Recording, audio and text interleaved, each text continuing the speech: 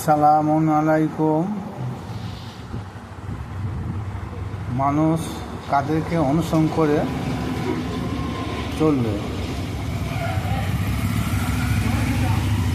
আল্লাহ রসুল সাল্লাল্লাহু তাআলা আলাইহি সাল্লাম এবং ওলি আল্লাহগণ এনারা দুনিয়ায় এসেছেন দ্বীন ইসলামকে প্রচার করতে।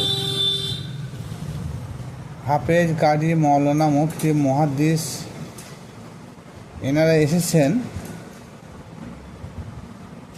দ্বীন ইসলামকে প্রচার করার মাধ্যমে ফিতনা ফ্যাসাদ সৃষ্টি করতে।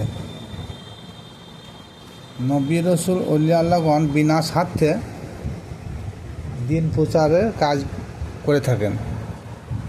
বর্তমান যুগে হাফেজ, কারি, মৌলানা, মুফতি, মুহাদ্দিস, মুফাসসিরুল কোরআন এনারা বিনিময় ছাড়া দ্বীন প্রচার করেন না। যারা তবলিগ করেন তেনারা হয়তো বলবেন আমরা বিনা অর্থে দ্বীন প্রচার করে থাকি, কিন্তু একটু ব্যাংকে খবর নিয়ে দেখবেন যে এরা ইহুদি খ্রিস্টানদের দালাল ব্যতীত অন্য কিছু নয়। কিন্তু এনারা যেভাবে দ্বীন প্রচার করেন তাহা হাদিস কোরআনের বাইরে কথা বলেন। এনাদের মূল শিক্ষা হলো তোমরা আমাদের কাছে এসো, কলমা শিক্ষা করো, ঠিক মতন জামাতের সহিত 5 ওয়াক্ত নামাজ পড়ো, তাহলে জান্নাতে চলে যাবে। এই কথার কোনো ভিত্তি নেই। বর্তমান যুগে আমরা যে কলমা পড়ি বা শিক্ষা দিই সেটা একটা মুচির ছেলেও সহি শুদ্ধভাবে বলতে পারে, তাহলে সে কি খাঁটি মুমিন মুসলমান হতে পারবে? কখনো না। অথচ আল্লাহ নবী পাক সাল্লাল্লাহু তাআলা আলাইহি সাল্লাম বলেন, মান ক্বালা লা ইলাহা ইল্লাল্লাহু ফাহদাখুলুল জান্নাতা বিল হিসাব। এর অর্থ কলমা তৈবা কেহ যদি একবার পড়ে নেয় তাহলে সে ব্যক্তিকে বিনা হিসাবে আল্লাহ পাক রব্বুল আলামিন জান্নাতে দাখিল করবেন। তাহলে ওই মুচির ছেলেটা আগে জান্নাতে যাবে, কারণ হাদিসটা তো মিথ্যা নয়। হুজুরের পাক জবানের বাণী কেউ মিথ্যা প্রমাণ করতে পারবে না। হুজুর পাক যাহা মুখে বলেছেন তাই সত্য, কিন্তু এর রহস্যটা কি? আসুন খুব সংক্ষিপ্ত আলোচনা করব। তাহলে কীভাবে কর্ম পড়লে বিনা হিসেবে জান্নাতে যাবে সেটা জানতে ও শিখতে হলে একজন কামেল পীর ও মুর্শিদের মাধ্যমে তালিম নিতে হবে। বাকিটা আর প্রকাশ করতে পারলাম না, তবে হালকা করে একটু টাচ করছি, বোঝার চেষ্টা করবেন। লা নাই ইলাহা, কোনো ইলাহ নাই, ইল্লাল্লাহ, আল্লাহ ব্যতীত। তাইলে আমাদের সর্বক্ষেত্রে প্রতি মুহূর্তে উঠতে বসতে খেতে শুতে আমাদের তাকওয়া ভরসা সে মহান আল্লাহ পাক রব্বুল আলামিনের প্রতি থাকবে, অন্য কারোর প্রতি থাকবে না। এরকম যে বিশ্বাস করে নিয়েছে, যে মেনে নিয়েছে, সেই ব্যক্তি ওই লা ইলাহা ইল্লাল্লাহু মুহাম্মাদুর রাসূলুল্লাহ বিনিময়ে সে জান্নাত চলে যাবে। নাই কোনো আইন, নাই কোনো বিধান, নাই কোনো সমস্যা, নাই কোনো কর্তা, নাই কোনো ইলা, নাই কোনো সাহায্যকারী আমার আল্লাহ ব্যতীত। এই কলমা তৌহিদের সারমর্ম এইটাই। কিন্তু তবলিগ জামাতের লোকের কাছে কলমা শিখলে ওই মুচির ছেলের কলমা শিক্ষা হবে, তাতে জান্নাত তো দূরে থাক, জান্নাতে একটু খুশবু পর্যন্ত সে পাবে না। আজ থেকে 1400 বছর পূর্বে আজ পর্যন্ত হুজুর পাক সাল্লাল্লাহু তাআলা আলাইহি সাল্লামের পদমর্যাদা নিয়ে ওলি আল্লাহ, পীর, মুর্শিদ এনারা কোনো কটূক্তি করেন নাই। আর যারা তাবলীগ করে এরা সর্বদাই বলে থাকে নবী আমাদের মতো একজন মানুষ, আমাদের বড় ভাই। নবী গায়েব জানে না, নবী তো মারা গেছে, মাটির সঙ্গে মিশে গেছে, মদিনার জমিনে মাটির সঙ্গে মিশে গিয়েছে, বিভিন্ন রকমের সমালোচনা করে থাকে। সেই নবী, যে নবীকে সৃষ্টি না করলে তোমার মতন অধম গুনাহগার বান্দাকেও সৃষ্টি করতো না। নবী আত্মহত্যা করতে চেয়েছিল, নবী খুবই যৌন ক্রীড়ার প্রতি লালসা ছিল। এরূপ বহু বেয়াদবি কথাবার্তা তবলিগ জামাতের লোকেরা বলে থাকে, নাউজুবিল্লাহ মিন জালিক।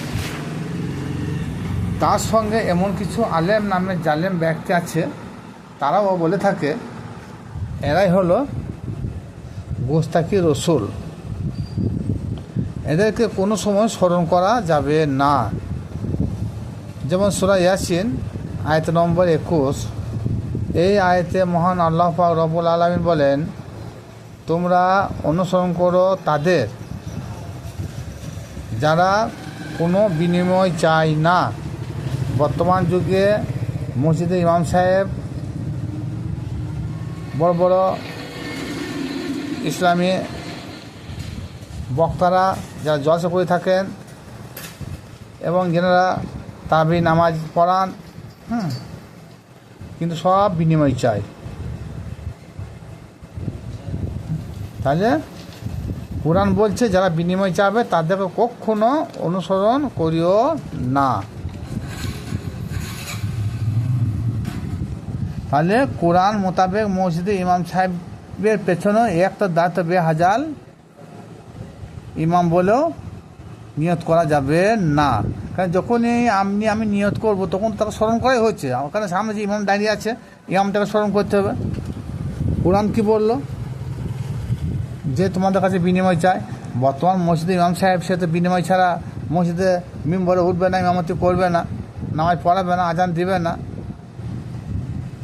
তাহলে কি হলো? তাদেরকে অনুসরণ করবো, চিন্তা ভাবনা করুন। তাহলে অনুসরণ করাও যাবে না, নামাজ পড়াও যাবে না। এমনকি যেনারা টাকার বিনিময়ে জলসা করেছেন তেনাদের কথাও শোনা যাবে না।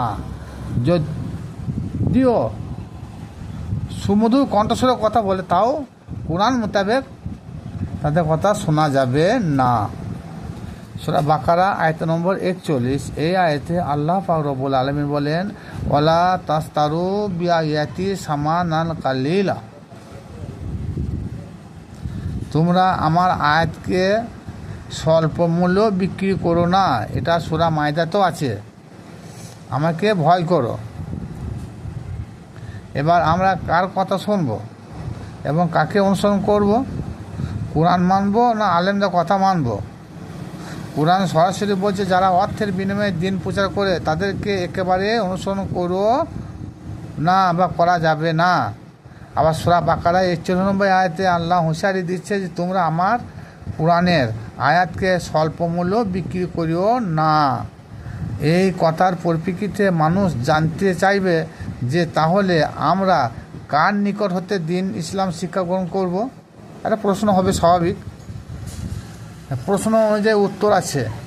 তোমরা যে কোনো পীর মুর্শিদের খানকা শরীফে গেলে বিনা অর্থে দিনে ইসলামের শিক্ষা গ্রহণ করতে পারবে। পীর মুর্শিদরা ধর্ম প্রচার করতে গিয়ে কাহারও নিকট কোনো প্রতিদান চায় না। পীরের খানকায় গেলে 4 শ্রেণী ইলম শিক্ষা করা যায়। আলেমদের কাছে শিক্ষা গ্রহণ করলে ইলমের শরীয়ত ব্যতীত অন্য কিছু শিক্ষা গ্রহণ করা যায় না। আলেমরা শিক্ষা দেয় তোমরা আল্লাহকে ভালোবাসো, পীর মুর্শিদ শিক্ষা দেয় আল্লাহ বলেন তোমরা আমার রসুলকে ভালোবাসো। তাহলে কী হলো? আলেমরা শিক্ষা দেয় তোমরা আল্লাহকে ভালোবাসো, আর আল্লাহ কোরআন পাকে কি শিক্ষা দিচ্ছে যে তোমরা তোমাদের রসুলকে, তোমাদের পীর মুর্শিদকে ভালোবাসো, স্মরণ করো। আলেমরা বলেন নবী মারা গেছে, পীর মুর্শিদরা বলেন নবী হায়াতুল মুরসালিন, তিনি জীবিত আছেন, যার অর্থ অমর। নবী যদি মৃত্যুবরণ করে থাকে তাহলে তোমাদের আল্লাহও মৃত্যুবরণ করেছেন। কোরআন বলছে যারা আল্লাহ ও রসুলকে বিভাজন করে একই মনে করে না তারাই প্রকৃত কাফের। সূরা নিসা আয়াত নম্বর 150 থেকে 152। আল্লাহ জীবিত থাকলে রসুলও জীবিত আছেন। এরপর কোরআন অনেক সাবুত দিয়েছে, যেমন রসুলের হাত আল্লাহর হাত, রসুলের স্মরণ আল্লাহরই স্মরণ, রসুলের ভালোবাসা আল্লাহকে ভালোবাসা।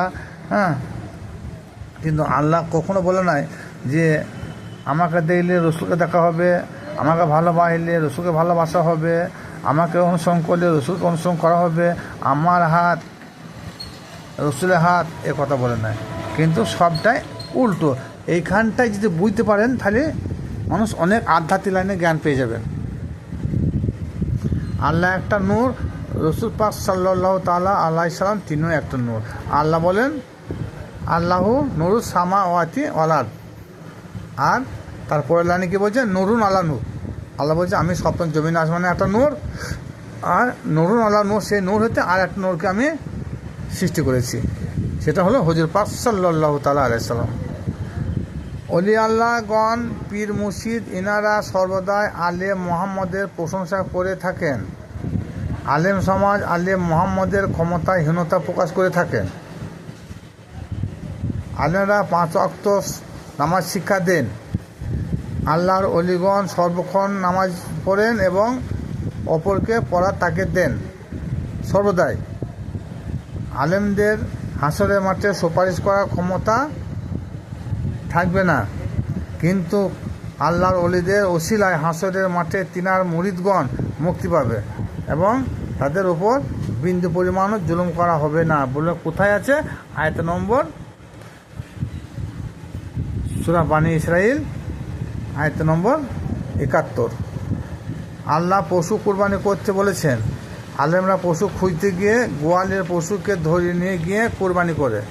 এই পশু কী জিনিস তারা বলল না, ওরা বলে গোয়ালের গরু ছাগল উঁট দুম্বা এর একটা পশু, কিন্তু আল্লাহ পাক এই পশুকে বলেন নাই। আল্লাহর অলিরা আসল পশুকে কোরবানি দেন। মৌলানারা ওই পশুর সন্ধান না পেয়ে গোয়ালের পশুকে কোরবানির জন্য সকালবেলা টেনে ঘর থেকে নিয়ে এসে হাতে পায়ে বেঁধে কোরবানি দেন। কিন্তু প্রকৃতপক্ষে এই পশুর কথা আল্লাহ পাক রব্বুল আলামিন বলেন নাই, আমাদের বোঝার ভুল। তাহলে বোঝা গেল যে আমরা কাদেরকে অনুসরণ করব। হ্যাঁ ভাই, এমনও কিছু পীরের দরবার আছে, এমন কিছু পীর সাহেব আছে, তারাও কিন্তু বড় বড় মুনাফার সাহায্যে কথা বলে, তারা মুনাফা ছাড়া কথা বলে না। আছে, এরকম লোক আছে, আমি না বলতে পারবো না, তবে অধিকাংশই না থাকারই কথা। আর যারা যে খানকাতে যে দরবারে যে পীর মুর্শিদরা বিনিময় ছাড়া কথা বলে না, বলার চেষ্টা করে না, তাদেরকে অনুসরণ করা যাবে না। ওই মসজিদের ইমাম সাহেবকে যেমন অনুসরণ করা যাবে না, হাফেজ কারি মৌলানা মুফতিকে অনুসরণ করা যাবে না, কোরআন পরিষ্কার বলে দিয়েছে। তদ্রূপ ওই পীর মুর্শিদরা যারা তোমার কোনো কাজকর্ম করে দিল,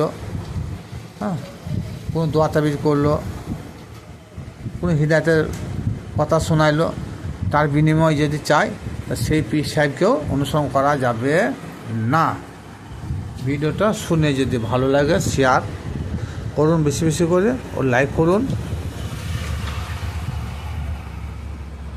খুদা হাফেজ, সালামুন আলাইকুম।